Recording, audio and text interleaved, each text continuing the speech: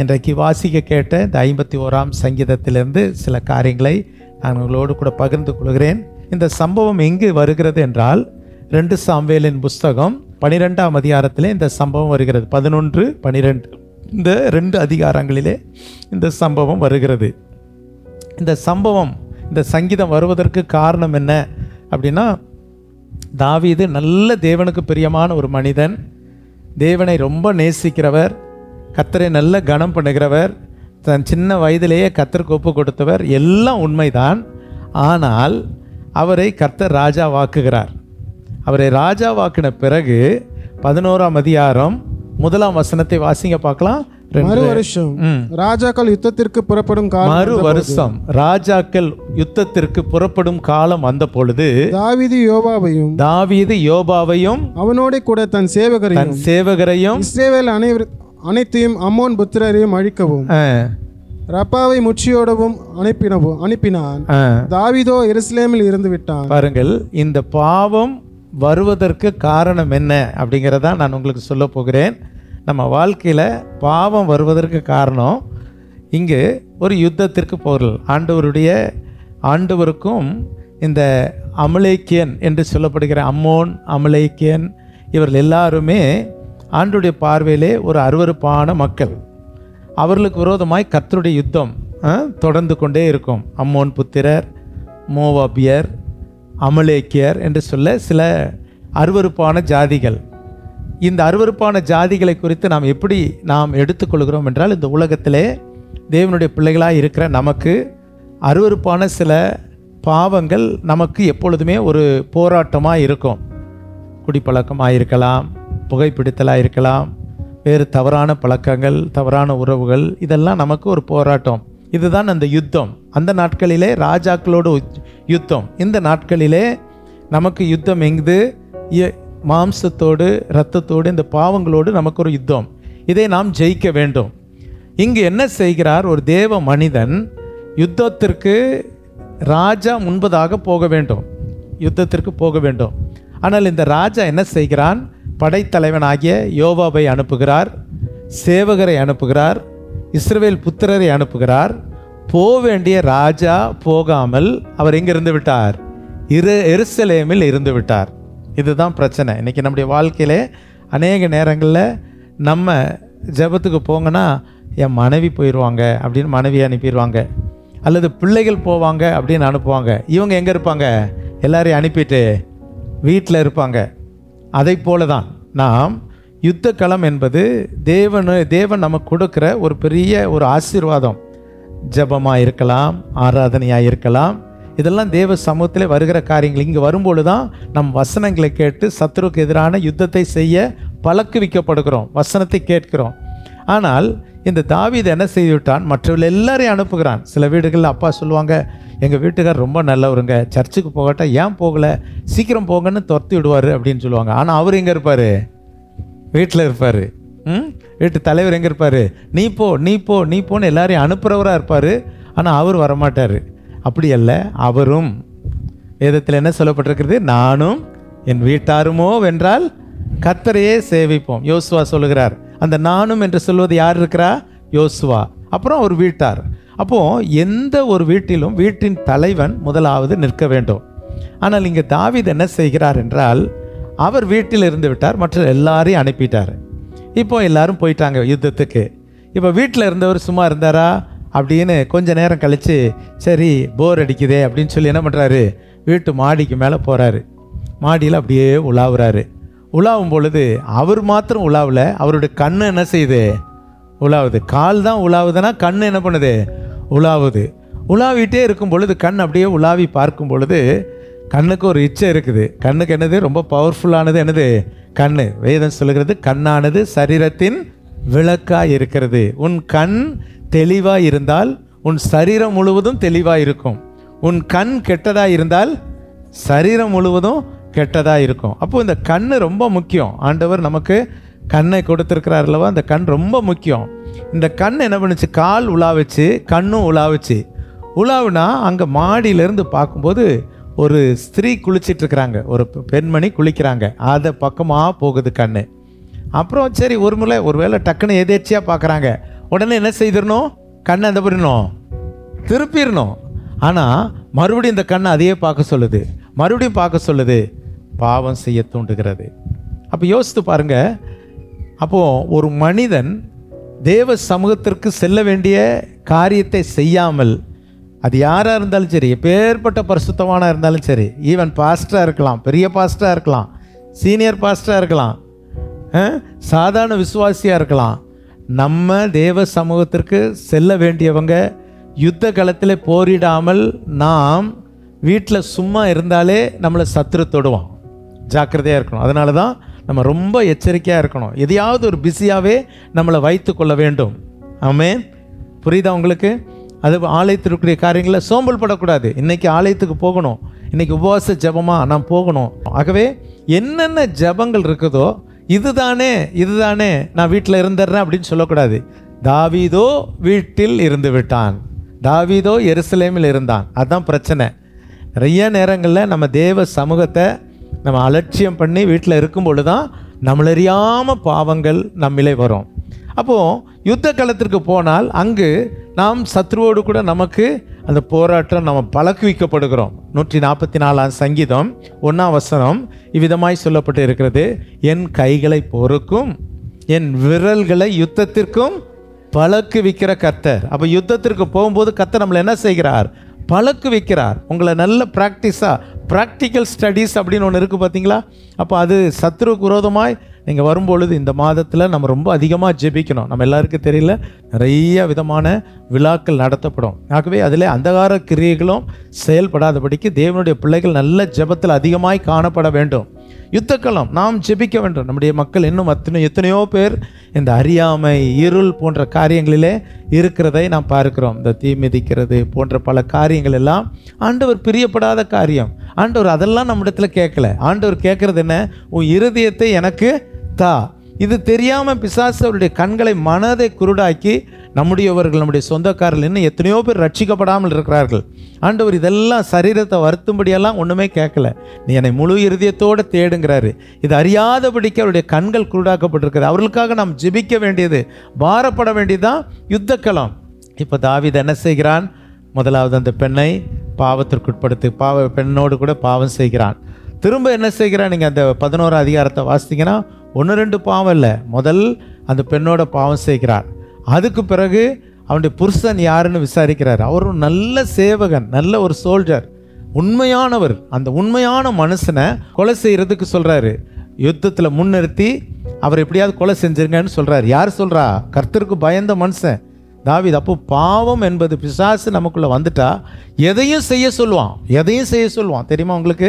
அதனால தான் பாவத்திற்கு நம்முடைய சரீரத்தை, நம்முடைய இருதயத்தை ஒப்புக்கூடாதபடிக்கு நாம் காத்துக்கொள்ள வேண்டும். பாவமுள்ள மனிதர்கள், கர்த்தரை விட்டு விலக செய்கிற மனிதருடைய ஆலோசனைக்கு இடம்படக்கூடாது.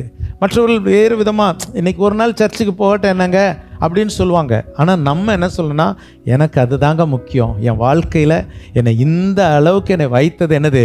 தேவனுடைய ஆளை. இன்னைக்கு நான் நல்லா இருக்கிறேன்னா, நான் சுகமாக இருக்கிறேன்னா, என் பிள்ளைகள் இன்றைக்கு நல்லா இருக்கிறாங்க, படித்து இன்றைக்கி நாம் சகோதரி ஸ்டெல்லா ஜெபம் பண்ணது போல் இன்றைக்கு கர்த்தர் நம்முடைய சபையை ஆசீர்வதித்து, நம்முடைய பிள்ளைகளை ஆசீர்வதித்து, நம்முடைய பேர பிள்ளைகளை காண கிருபை செய்திருக்கிறார். என்னோடு கூட என்னுடைய வயதில் ஒத்த அநேகரை பார்க்கும் பொழுது அவருடைய குடும்பங்களெல்லாம் கட்டி பிள்ளைகளை படிக்க வைத்து நல்ல உத்தியோகத்திற்கு வந்து இந்த பகுதியில் 38 ஆண்டுகள் இருக்கிறதுனால நான் எத்தனையோ குடும்பங்களை பார்க்கிறேன். அந்த நாட்களில் இருந்த சூழ்நிலைகள், அந்த குடிசை வீட்டில் இருந்த நிலைமையெல்லாம் மாறி இன்றைக்கு பிள்ளைகள் அழகழகாக படித்து இப்போ நல்ல உயர்ந்த ஸ்தானத்திற்கு வந்திருக்காங்க, சம்பாதிக்க ஆரம்பிச்சிட்டாங்க.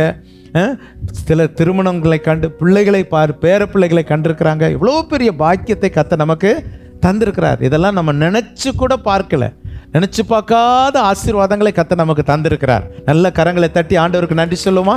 எவ்வளோ நன்மை செய்திருக்கிறார். ஹல்லேலூயா. அதெல்லாம் நினச்சி பார்க்கணும். அதனால் இந்த பாடல் கேட்கும்போது அவ்வளோ அருமையாக இருந்தது. என் காலை இடர்களுக்கு தப்புவித்தீர், என் கண்ணை கண்ணீருக்கு தப்புவித்தீர். கர்த்தர் என் பட்சத்தில் இருந்ததினால் சத்துருக்கள், எனக்கு விரோதமாய் எழும்பின சத்துருக்கள் எல்லாரையும் இடற செய்து என்னை தலை நிமிர்ந்து நிற்க வைத்திருக்கிறேன். ஹல்லேலூயா. இதெல்லாம் நினச்சி பார்க்கணும். அப்போது இந்த தாவீது இது எல்லாவற்றையும் மறந்துட்டு இங்கே இருக்கிறாரு, பாவம் செய்கிறாரு, கொலை செய்கிறாரு. கொலையும் செய்துட்டு அப்புறம் அந்த மனிதனுடைய மனைவியை தனக்கு மனைவியாக்கிட்டாரு. இது 11ஆம் அதிகாரத்தில் இருக்கிற சம்பவம். 2 சாமுவேல் 11ஆம் அதிகாரத்தில். 12ஆம் அதிகாரத்தில் அவர் வீட்டுக்கு பாஸ்டர் வராரு. பாஸ்டர் யார்? அந்த பாஸ்டர் பேர் என்னது? ஜோசுவா பாஸ்டர் இல்லை, நாத்தான் அப்படின்னு ஒரு பாஸ்டர் வரார் வீட்டுக்கு. பாஸ்டர் விசிட்டிங்க்கு வராரு. வந்துட்டு தாவீது ஐயா வாங்கய்யா, நல்ல மனுஷன், உட்காருங்க அப்படின்னு சொல்லி உட்கார வச்சுட்டு உங்களுக்கு ஒரு கதை சொல்லட்டுமான்னு கேட்குறாரு. தாவீது என்ன சொல்கிறாரு? நாத்தான் பாஸ்டர் கதை சொல்கிறாரு. தாவீது ரொம்ப அழகாக கேட்குறாரு. ஒரு ஊரில் 2 பேர் இருந்தாங்க. ஒரு நல்ல ஐஸ்வர்யம் உள்ள மனுஷன் இருந்தான், பணக்காரன் இருந்தான். அவன் எதை நினச்சாலும் வாங்கலாம், எதனாலும் சாப்பிட்லாம், எப்படினாலும் வாழலாம். அப்படிப்பட்ட ஒரு பணக்காரன் இருந்தான். அதே நேரத்தில் அதே ஊரில் ஒரு ஏழை மனுஷன் இருந்தான். அவன் வீட்டில் ஒரே ஒரு ஆட்டுக்குட்டி இருந்தது. அதை தன்னுடைய மடியில் வளர்த்துக்கிட்டு செல்லமாக வளர்த்துக்கிட்டு இருந்தான். திடீர்னு பணக்காரன் வீட்டுக்கு ஒரு விருந்தாளி வந்துட்டான். இவன் தான் வீட்டில் இருக்கிற ஆட்டை அடிக்காமல் அந்த ஏழை வீட்டில் மடியில் இருக்குது பார்த்தீங்களா, ஒரே ஒரு ஆட்டுக்குட்டியை மடியில் வச்சுருக்கானே, அந்த ஆட்டுக்குட்டியை என்ன பண்ணான்? பிடிச்சிட்டு வந்து அடித்தான். இவனுக்கு என்ன செய்யலாம் அப்படின்னு உடனே கோவம் வந்துருச்சு. என் ஆட்சியில் இப்படி ஒரு ஆள் இருக்கக்கூடாது, அவன் இரக்கமற்றவனாக இருந்து இப்படிப்பட்ட கொடூர செயலை செஞ்சுட்டானே, உடனே அவனை கொலை செய்யணும், அவன் மரணத்துக்கு பாத்திரவான் அப்படின்னு சொல்லி தாவீது வாயிலேயே வர வைக்கிறாரு. அப்போ அந்த பாஸ்டர் நாத்தான் என்ற தீர்க்கதரிசி என்ன சொல்றாருன்னா, 7ஆம் வசனத்தை வாசிங்க. அப்பொழுது நாத்தான் தாவீதை நோக்கி, நீயே அந்த மனுஷன். யாரு? நீயே அந்த மனுஷன். அப்போ உணர்த்துறது கூட எப்படி உணர்த்துறாரு? ரொம்ப அப்படியே எப்படி சொல்லுவாங்க, வாழைப்பழத்தில் ஊசி ஏற்றின மாதிரி ஒரு கதையை சொல்லிட்டு அவருக்கு அப்படியே சொல்றாரு, நீ தான் அந்த மனுஷன். அவர் வாசிங்க பார்க்கலாம். இஸ்ரவேலின் தேவனாகிய கர்த்தர் சொல்லுகிறது என்னவென்றால், நான் உன்னை இஸ்ரவேலின் மேல் ராஜாவாக அபிஷேகம் பண்ணிவித்து உன்னை சவுலின் கைக்கு தப்புவித்து உன் ஆண்டவனுடைய வீட்டை உனக்கு கொடுத்து சவுலுடைய வீட்டை உனக்கு கொடுத்து உன் ஆண்டவனுடைய ஸ்திரீயையும் உன் மடியிலே தந்து அவனுக்கு நிறைய ஸ்திரீகளையும் கொடுத்து உன் மடியில கொடுத்து இஸ்ரவேல் வம்சத்தையும் யூதா வம்சத்தையும் உனக்கு கையளித்தேன். 12 கோத்திரங்களையும் உனக்கு கொடுத்தேன். இது போதாது இருந்தால் இன்னும் உனக்கு வேண்டியதை உனக்கு தருவேன். கர்த்தருடைய பார்வைக்கு பொல்லாங்கான இந்த காரியத்தை செய்து பாருங்க. அப்போ ஆண்டவர் இவ்வளோ நுணுக்கமா பேசுறாரு, உணர்த்துறாரு. இவ்வளோ செஞ்சப்பா, இன்னும் உனக்கு வேணும்னா நான் தருவேன். ஆனா நீ யார் மேல கண்ணு போட்ட? அடுத்தவன் மனைவி மேல கண்ணு போட்டுட்டியே, அவனை கொலை செய்துட்டியே அப்படின்னு சொல்லி உணர்த்துகிறார். அப்போ தேவனுடைய சமூகம் என்ன தெரியுமா? கர்த்தருடைய ஊழியக்காரனுடைய வேலை என்ன தெரியுமா?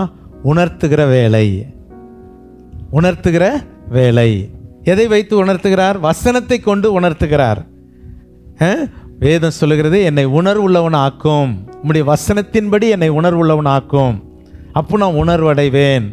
ஆகவே அருமையானவர்களே, அந்த தேவ மனுஷன் இன்னைக்கு நிறைய பேர் பாஸ்டரை ரொம்ப புறக்கணிச்சிருவாங்க. ஏன்னா அவர் ஏதாவது சொல்கிறாருல்ல, நல்லது சொல்கிறாருல்ல. நம்ம கெட்டதை சொல்கிறவங்க ரொம்ப நமக்கு ஃப்ரெண்டாக இருப்பாங்க. நம்ம கத்தரை விட்டு விலக செய்கிறவங்க, கத்தருக்கு விரோதமாக செயல்படுறவங்களாம் நமக்கு ஃப்ரெண்டாக வச்சோன்னா அவங்க அப்படியே நம்மளை விளக்கிடுவாங்க. ஆனால் ஆண்டவருடைய ஆலயத்துக்கு வந்தால் பாஸ்டர் உணர்த்துறாரு, ஆசீர்வாதமும் உங்களுக்கு வரும், உணர்த்துகிற செய்தியும் இருக்கும். அப்போ உணர்த்தும் பொழுது இன்றைக்கி பிள்ளைகளுக்கெல்லாம் கொஞ்சம் சொல்லிட்டேன்னா கோபமாக வருது. பெற்றோர் கூட பிள்ளைகளுக்கு எதாவது சொல்லிட்டேன்னா ஒன்று கோவப்படுறாங்க. என்னை சொல்லக்கூடாது, என்னை என்ன பண்ணக்கூடாது, ஒன்றுமே. அப்போ சொல்லக்கூடாதுன்னா சொல்கிறபடி என்ன பண்ணக்கூடாது, செய்யக்கூடாது. செய்கிறதெல்லாம் வீம்பாக செஞ்சால் சொல்ல தான் செய்வாங்க. பெற்றோர்கள் என்ன செய்வாங்க, சொல்ல தான் செய்வாங்க. ஆவிக்குரிய தகப்பன் சொல்லுவாங்க, இது தப்பு, இப்படி செய்யாதீங்க, கோவப்படாதீங்க, கத்தரை விட்டு விலகாதீங்க, ரொம்ப நேரம் வீட்டுக்கு வராமல் இருக்காதீங்க. இதெல்லாம் நாம் செய்கிற தவறுகளை உணர்த்தும் பொழுது அதை கீழ்ப்படியணும். அவர் என்ன சொல்ல நான் ஏன் கேட்கணும் அப்படின்னு நினைக்கக்கூடாது. உங்கள் வாழ்க்கை பாலாகிரும். அப்போது இந்த உணர்த்தின உடனே இவர் தாவீது ஒரு ராஜா, வீட்டுக்கு வந்தவர் ஒரு தீர்க்கதரிசி. இவர் நினச்சிருந்தா நீர் யாரையா என்னை சொல்கிறதுக்கு அப்படின்னு சொல்லியிருக்கலாம். ஆனால் தாவீது என்ன செய்தார் அப்படின்னு சொல்லி பார்க்கும் பொழுது பாருங்க, 13ஆம் வசனத்தை வாசிங்க. அப்பொழுது தாவீது நாத்தானிடத்தில், நான் கர்த்தருக்கு விரோதமாய் பாவம் செய்தேன். பாருங்க, இதுதான் அந்த தாவீதினிடத்தில் காணப்பட்ட ஒரு தாழ்மை. நான் கர்த்தருக்கு விரோதமாய் நான் என்ன செய்தேன், பாவம் செய்தேன். I have sinned against God. நான் கர்த்தருக்கு விரோதமாய். இன்னைக்கு நம்மகிட்ட ஒரு உணர்த்த சொல்லும்போது, நான் தப்பு செஞ்சிட்டேன், ஐ எம் ஸோ சாரி ஆண்டவரே, நான் தப்பு பண்ணிட்டேன் அப்படின்னு நம்மள நிறைய பேர் ஒத்துக்கிறதே இல்லையே. நான் பண்ணலையே, நான் பண்ணலை, நான் கரெக்டாக தான் இருந்தேன், நீங்கள் தான் தப்பு பண்ணீங்க. யாரை சொல்லுவாங்க? நம்மளே திருப்பி அடிப்பாங்க. நம்ம என்னைக்கு நாம் உணர்வு அடைகிறோமோ உண்மையிலே நான் தப்பு பண்ணிட்டேங்க, இந்த உணர்வு உள்ள ஜீவியம் நமக்கு தேவை. எனக்கு இந்த விரல் ஒன்று இருக்குது, இந்த விரலுடைய மேல் பகுதி எனக்கு கொஞ்சம் உணர்வே இருக்காது. ஏன் அப்படின்னா இதில் நான் அடிக்கடி இந்த பிளட் செக் பண்ணுறதுக்கு நான் இந்த ஊசியை குத்தி இது ரத்தம் எடுத்து இந்த இடம் எனக்கு மறுத்தே போச்சு, இந்த சின்ன இடம் மறுத்து போச்சு. மற்ற எங்கே குத்தினாலும் வலிக்கும், இங்கே குத்தினா வலிக்காது, ஊசியும் உள்ளே போகாது. காரணம் குத்தி உணர்வே இல்லாமல் போயிடுச்சு. இன்றைக்கி நிறைய பேருடைய வாழ்க்கை என்னது? உணர்வில்லாமல் இருக்கிறது. வேதம் சொல்லுகிறது, ரோமருக்கு எழுதின நிருபம், ரோமருக்கு நிருபத்தில் 1ஆம் அதிகாரத்தை எடுத்துக்கொள்ளுங்க. ரோமருக்கு எழுதின நிருபம் 21ஆம் அதிகாரம் 21ஆம் வசனத்தை வாசிங்க. அவர்கள் தேவனை அறிந்தும் அவரை தேவன் என்று மகிமைப்படுத்தாமலும் ஸ்தோத்திரியாமலும் இருந்து. நல்ல கவனிங்க, தேவன் என்று அறிந்தும் தேவனை மகிமைப்படுத்தாமலும் ஸ்தோத்திரியாமலும் இருந்து தங்கள் சிந்தைகளினாலே வீணரானார்கள். அப்ப பாருங்க, தேவனை அறிந்தவங்க, நான் முதல் சொன்ன பார்த்தீங்களா, ஆலோசனை சொன்ன பார்த்தீங்களா, ஆராதனை பண்ணும்போது நம்ம என்ன செய்யணும்? தேவனை அறிந்தவர்கள் தேவனை என்ன செய்யணும்? ஸ்தோத்திரிக்கணும். எப்படி ஸ்தோத்திரிக்கணும்? முழு உள்ளத்தோடு ஸ்தோத்திரிக்கணும், முழு இருதயத்தோடு ஸ்தோத்திரிக்கணும். இன்னும் சொல்லப்போனால் சத்தமாக ஸ்தோத்திரித்து பழகணும், வாய் திறந்து ஸ்தோத்திரித்து பழகணும். ஆனால் ஆலயத்துக்குள்ள வந்தோடனே நம்ம மௌன சாமியார் ஆயிரும். இல்லை, நல்ல வாய்களை திறந்தோன், வாயை விரிவாய் தர நான் அதை என்ன செய்வேன்? அப்படின்னா வாயை ஆணு பிளந்து வைக்கிறது இல்லை, நல்ல வாய் திறந்து கர்த்தரை என்ன பண்ணணும்? ஸ்தோத்திரிக்கணும். இவங்க என்ன செய்தாங்க? அவர்கள் தேவனை அறிந்தும் அவரை தேவன் என்று மகிமைப்படுத்தாமலும் ஸ்தோத்திரியாமலும் இருந்து தங்கள் சிந்தைகளினாலே வீணரானார்கள். உணர்வில்லாத அவருடைய இருதயம் இருள் அடைந்தது. அப்போ உணர்வு இல்லைன்னா என்ன வந்துடும்? இருள் வந்துடும். உணர்வு வேணும், உணர்வு நமக்கு வேணும். நம்ம சரீரத்தில் உணர்வு இருந்தால் தான். சில நேரம் ஒரே இடத்துல உட்காந்து ரொம்ப நேரம் கழித்து எந்திரிச்சா கால் என்ன பண்ணிடுது? உணர்வு இல்லாமல் மறுத்து போயிடுது. கால் என்னமோ பெரிய யானைக்கால் மாதிரி தூக்குன மாதிரி இருக்கும், செயல்படவே முடியாதபடிக்கு இருக்கும். அந்த உணர்வு இல்லாத அந்த சூழ்நிலை நமக்கு வரக்கூடாது. கிறிஸ்தவ ஜீவியத்தில் அந்த உணர்வு அடைகிறதுக்கு தான் ஆலயத்துக்கு வரோம். உணர்வு அடைந்தவங்க தான் வர முடியும். எத்தனையோ பேர்த்துக்கு சொல்கிறேன், நான் இந்த ஆலயத்தில் ரட்சிக்கப்பட்டவங்க, இந்த ஆலயத்தில் ஞானஸ்தானம் எடுத்தவங்க, கல்யாணம் பண்ணவங்க எத்தனையோ பேர், நிறைய பேர் இருக்கிறாங்க. அவங்கள பார்க்கும்போதெல்லாம் நான் கேட்பேன், பிரதர் வரலாமல்ல, ஏன் வரல? காரணம் என்ன? உணர்வு இல்லாமல் போயிடுது. ஒரு வாரம் வராட்டா நமக்குள்ளே பரிதபிக்கணும், ஐயோ இந்த வாரம் வரலையே. நம்ம சபையில் சில குடும்பங்கள்லாம் இருக்காங்க, அவங்க எங்கேயாவது போகிறாங்க, இந்த வாரம் வரலைன்னா முன்னமே என்கிட்ட சொல்லுவாங்க, அங்கிள் நாங்கள் இந்த வாரம் வரமாட்டோம், பாஸ்டர் இந்த வாரம் வரமாட்டோம், ஊருக்கு போகிறோம், அடுத்த வாரம் வருவோம். அப்போது அது ஒரு உணர்வு உள்ள ஜீவன். சிலருக்கு நான் எப்போமோ வருவேன், நான் எப்போமோ போவேன், என் இஷ்டம், நான் வந்தால் என்ன போனால் என்ன, அப்படி இல்லை. ஒரு குடும்பமாய் நினைக்க வேண்டும். அப்படி நினைக்கும் பொழுது அந்த உணர்வுள்ள வாழ்க்கை ஈடுபாடோடு இருக்கணும். வீட்டுக்கு போகிறீங்க, வீட்டில் அம்மா அப்பா இருக்கிறாங்க, அல்லது கணவர் இருக்கிறாரு, மனைவி இருக்கிறாரு, இங்கே போகிறோமா, இங்கே போயிட்டு வரேன் அப்படின்னு சொல்கிறது தான் ஒரு குடும்ப வாழ்க்கை. நான் பாட்டுக்கு போவேன், நான் பாட்டுக்கு வருவேன் அப்படின்னு சொன்னேன்னா அது இல்லை, உணர்வில்லாத வாழ்க்கை. ஆகவே அந்த உணர்வில்லாத இருதயம் என்ன செய்கிறது? கொஞ்சம் கொஞ்சமாக இருள் என்பது பாவத்தை காண்பிக்கிறது. இப்போ அந்த உணர்வை உண்டாக்குவதற்கு தான் ஊழியக்காரர், உணர்வை உண்டாக்குறதுக்கு தான் வார்த்தை, உணர்வை உண்டாக்குகிற இடம் தான் ஆலயம். அங்கே வரும்பொழுது வசனத்தை கேட்கும் பொழுது, ஐயோ என் கஷ்டத்தை, என் பிரச்சனையை பாஸ்டர் அழகாக பேசுகிறாரு, நான் கொஞ்சம் உணர்வு இல்லாமல் இருக்கிறேனே, இன்னைக்கு கர்த்தர் எனக்கு உணர்த்துறாரு அப்படின்னு உணர்வு என்ன செய்யணும்? வந்துடணும். ஒரு அல்லேலூயா சொல்லுங்க பார்க்கலாம். ஆமென். உணர்வு இல்லாதவர்களுக்கு என்ன செய்யணும்? உணர்வு வந்துடணும். இப்போ நாத்தான் சொன்ன உடனே அவர் உணர்வடைகிறார். அதுதான் இந்த 51ஆம் சங்கீதத்தின் மேல் பகுதி எழுதப்பட்டு இருக்கிறது.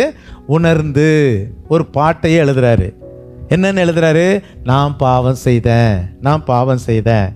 எப்போல்லாம் நம்ம ஆண்டுடைய சமூகத்தில் வர்றோமோ, ஈவன் பாஸ்டர் முதற்கொண்டு, பாஸ்டர் மாத்திரம் பரிசுத்தம் நீங்கள் எல்லாரும் நம்ம தேவ சமூகத்தில் வரும்போது எல்லாரும் உணர்வடையணும். அநேக நேரங்களில் உங்களுக்கு பிரசங்கம் பண்ணிவிட்டு நான் நொறுக்கப்படுவேன், ஆண்டவரே என்கிட்ட இந்த குற்றங்கள் இருக்கக்கூடாது, நான் இந்த மீறுதல் இருக்கக்கூடாது, என்ன மன்னி ஆண்டவரே.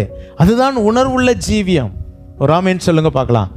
எத்தனை பேரோட கர்த்தர் காலையில் பேசுகிறாரு, ஆண்டவரே என்னை உணர்வுள்ளவன் ஆக்கும். சங்கீதத்தில் ஒரு வசனம் இருக்கு, என்னை உணர்வுள்ளவன் ஆக்கும், எனக்குள்ள அந்த உணர்வை தாரும். அப்போ தாவீது உணர்ந்து தான் எழுதுகிறார். என்ன எழுதுகிறார் அப்படின்னு பார்த்தா அதில் நிறைய வார்த்தைகள் எனக்கு இந்த இதில் இருக்கிறது. 10ஆம் வசனத்தில் என்னை புதுப்பியும் அப்படின்னு சொல்கிறாரு. 12ஆம் வசனத்தில் உம்முடைய இரட்சண்யத்தின் சந்தோஷத்தை திரும்ப எனக்கு தாரும் அப்படின்னு சொல்லி கேட்குறாரு. சொல்லிட்டு நான் எடுத்துக்கொண்ட வார்த்தை 17ஆம் வசனம், தேவனுக்கு ஏற்கும் பலிகள் நொறுங்குண்ட ஆவிதான். உணர்ந்த இருதயம், நொறுங்குண்ட ஆவி. அவன் நொறுங்குண்டதுன்னு என்னது? நான் உடைக்கப்பட்டேன். இன்னைக்கு கர்த்தர் என்னோட பேசினார், என் தவற ஒன்று சுட்டி காட்டினார், என்னோட ஆண்டவர் பேசினார். நொறுங்குண்டேன், என் இருதயம் உணர்த்தது, நான் நொறுக்கப்பட்டேன் அப்படின்னு சொல்கிறதான். வசனத்தை கேட்டு இன்னைக்கு நான் கர்த்தருக்கு ஒப்பு கொடுக்குறேன் அப்படின்னு சொல்கிறதான் உணர்வடைகிற இருதயம். ரெலிலே சொல்லுங்க பார்க்கலாம். அப்போ சொல்கிற தேவனுக்கு ஏற்கும் பலிகள் நொறுங்குண்ட ஆவிதான். தேவனே, நொறுங்குண்டதும் நறுங்குண்டதுமான இருதயத்தை நீர் ஒரு நாளும் என்ன செய்ய மாட்டீர்?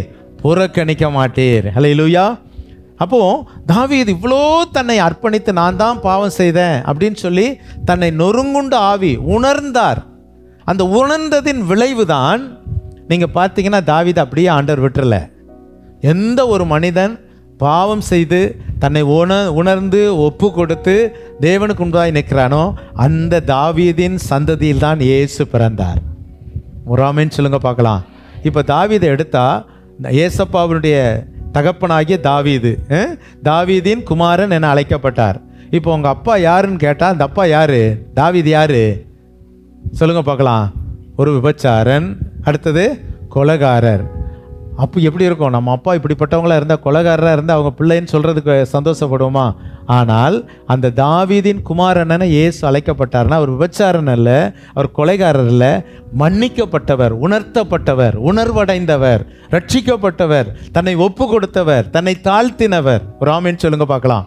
இப்போ எந்த ஒரு மனிதன் தன்னை தாழ்த்துகிறாரோ, ஆண்டவரே நான் ஒரு பாவி, என்னை மன்னி ஆண்டவரே, நான் தவறு செய்துட்டேன், நான் பிழை செய்துட்டேன், நான் கொஞ்சம் உண்மை விட்டு விலகிட்டேன்ப்பா, கொஞ்சம் முந்தி மாதிரி உற்சாகத்தை நான் இழந்துட்டேன் அப்படின்னு நீங்கள் சொல்லி பாருங்கள், கர்த்தர் மறுபடியும் உங்களை புதுப்பிக்க ஆரம்பிச்சிருவார். அந்த தாவீதின் சந்ததியில் தான் இயேசு பிறந்தார்.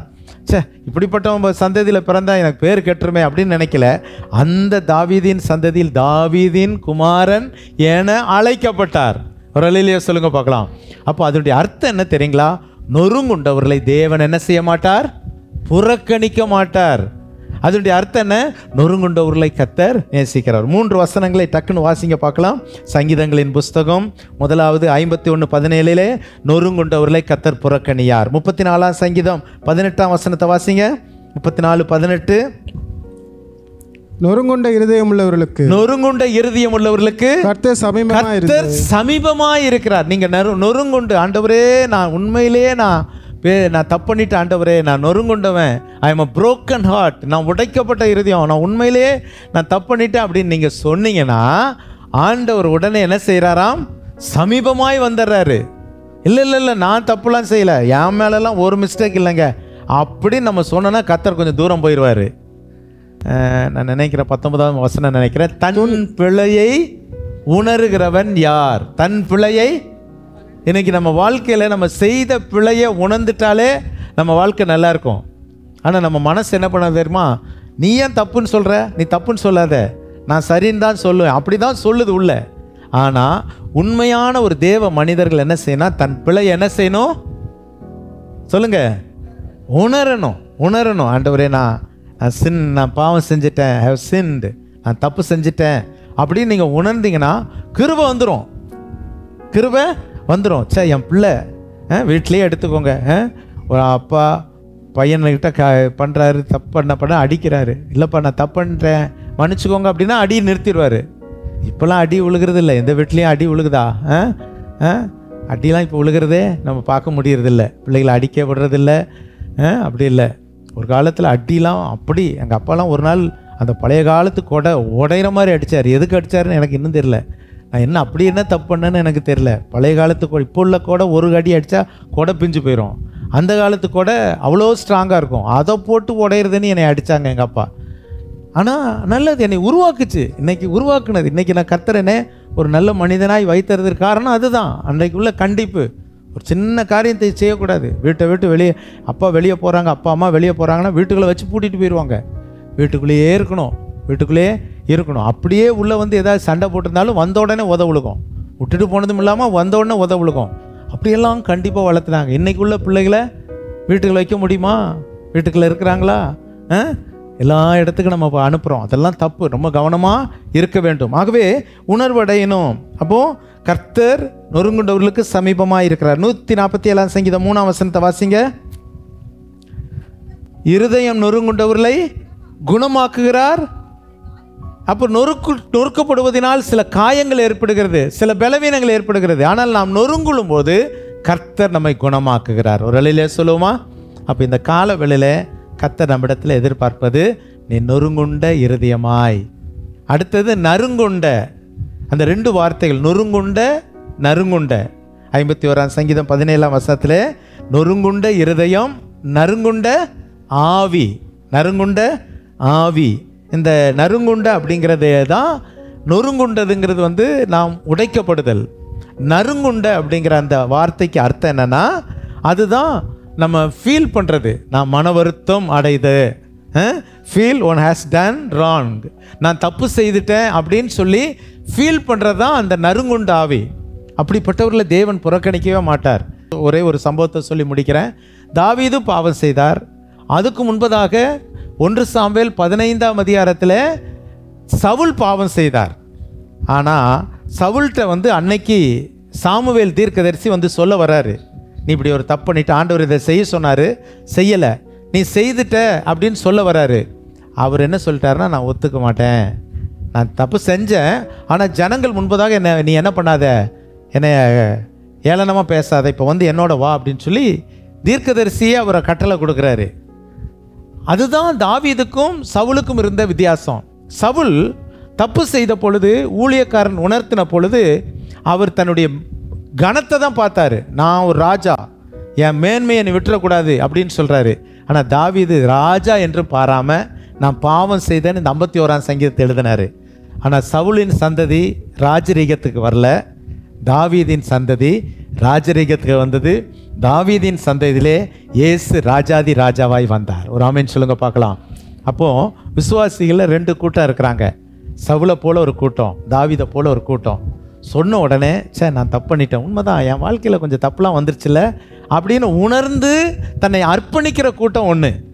இன்னொன்று, நான் ஒன்றும் தப்பு செய்யலையே, நான் நல்லா தானே செய்தேன், அவர் பாஸ்டர் பாட்டுக்கு பேசுவார், அவருக்கு வேலை என்ன அப்படின்னு பேசினா அதையும் ஆண்டவர் அமைதியாக்கிடுவார்.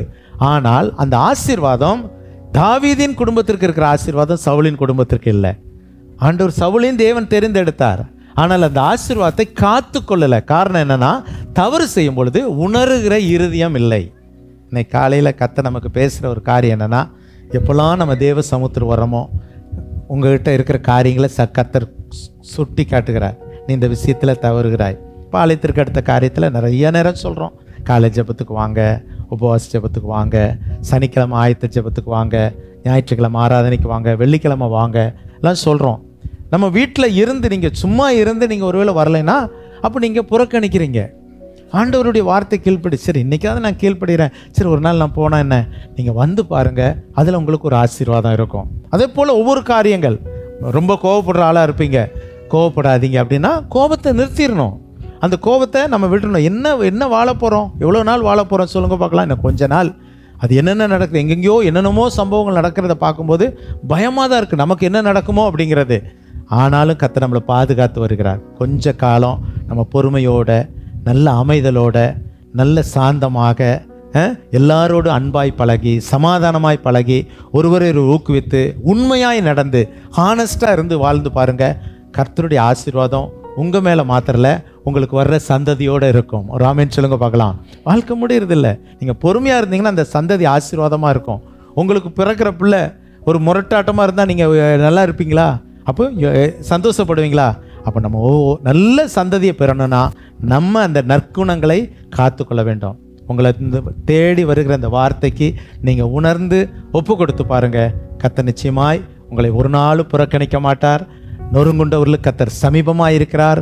அவர்களை குணமாக்குகிறார், காயங்களை கட்டுகிறார். ஆமென். கர்த்தர் உங்கள் அனைவரையும் ஆசீர்வதிப்பார். ஆண்டுகிட்ட ஒரே ஒரு ஜெபம், ஆண்டவரே எனக்குள்ள உணர்வை தாரோம் அப்படி சொல்லி ஜெபிப்போமா? அப்படி நெஞ்சில் கை வச்சு இருதயத்தில் கை வச்சு, ஆண்டவரே அநேக நேரங்களில் பாவம் செய்கிறப்பா, எனக்கு உணர்வை தாரும் ஆண்டவரே, எனக்கு உணர்வை தாரும் ஆண்டவரே அப்பா அப்படின்னு சொல்லி யார் யார் ஜெபிக்க முடியும் ஆண்டவரிடத்தில்?